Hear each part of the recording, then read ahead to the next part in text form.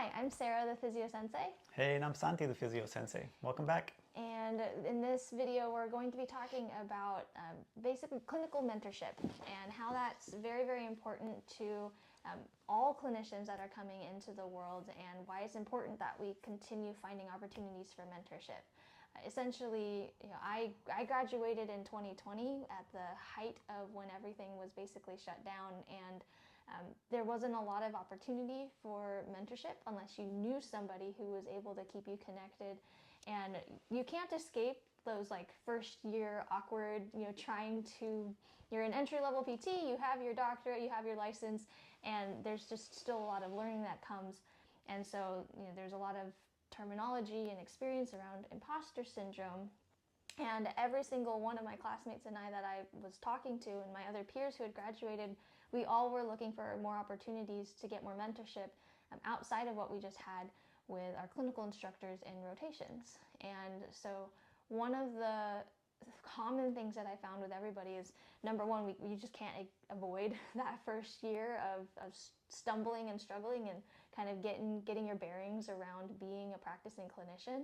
Number two, it is important to still stay connected and to have other people that you can look to for mentorship and for guidance, as opposed to just assuming that we know everything, or faking it till you make it, to the point where you're not looking for help because you're just faking that you know everything.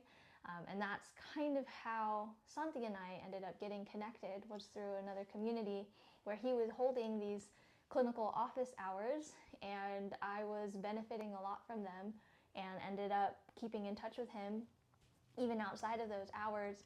And it evolved into this greater opportunity for not only me to get mentorship, but connecting him to other people that he could mentor. And I come to find out there's plenty of people that he's actually mentoring. And in the same way, I have a lot of other schools of thought and opportunities and things that I've learned since he's gone out of school, that he's able to use more relevant analogies or take on other techniques or stories or practices. So the mentorship can go both ways in that regard too. But the bottom line is we're both always learning, and so it's helpful to have a mentor on both sides. Absolutely. And for me, it's that I saw a problem from the beginning. I've been in physical therapy and healthcare for a while, over 20 years, and in the strength and conditioning as well. And I realized that they always promise you a mentor, but that's not true. You start work, and at least for me, it was right away into volume, numbers, treating patients, and then maybe the mentorship that was provided was like a journal club on a Wednesday night after work when you're exhausted and you're trying to do paperwork and read, to me, boring papers. So I figured I needed to learn from and seek out from people that were changing the physical therapy profession. So that's why I kind of went quickly outside the box. But as soon as I went into those rabbit holes, then I really started getting clients results.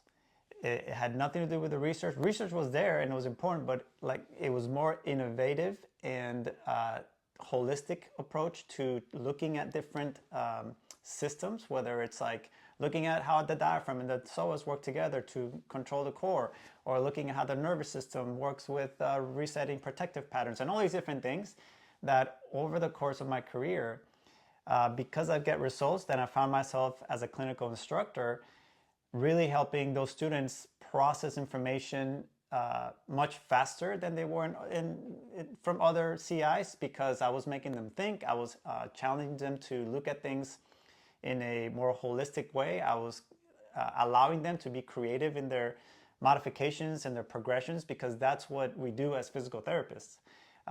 Because once you come out, they tell you you're going to get a mentor and they've taught you the standard of care, but then every single patient is different. And it's not like the research says, it is not like the book said. Really, it's a human being that has many factors and many things that are affecting their recovery or their pain or their mental health, whatever it is that you look at, which is everything. And that's why you don't get results. So when I started doing clinical instructors and I started teaching courses, my students really loved the fact that it wasn't like you come take the course and then we're done and you can email me. Like I'm here for you to be able to keep up the relationship, and you can text me anytime. And that's how Sarah and I built that relationship. I was in that program where I was like their clinical expert and I was helping all those students. But then they followed up with me and they could text me, and if they're struggling with an eval, hey, I have an eval today at 3 o'clock. Here's what I'm thinking. What do you think?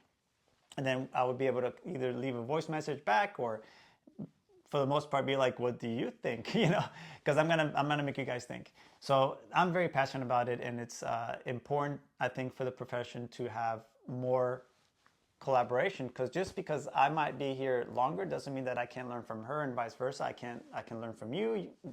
It's all about like building a community where we all corroborate without egos and without feeling bad that somebody's gonna make you feel stupid because you don't know the answer. And that's not what we do. We're here to support each other, to love each other, and to truly get back to being creative and getting back to doing what we love, which is helping people, and then letting the physical therapy, standard of care just kind of be part of it. It was important, but now we got to teach you how to and mentor you into becoming a better human being, so that way then you can help your patients get results. Mm-hmm.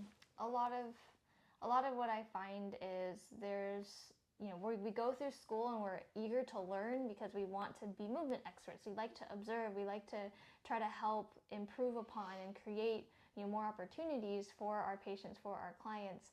And it's a myth that the learning stops after we get our doctorate or after we finish our schooling.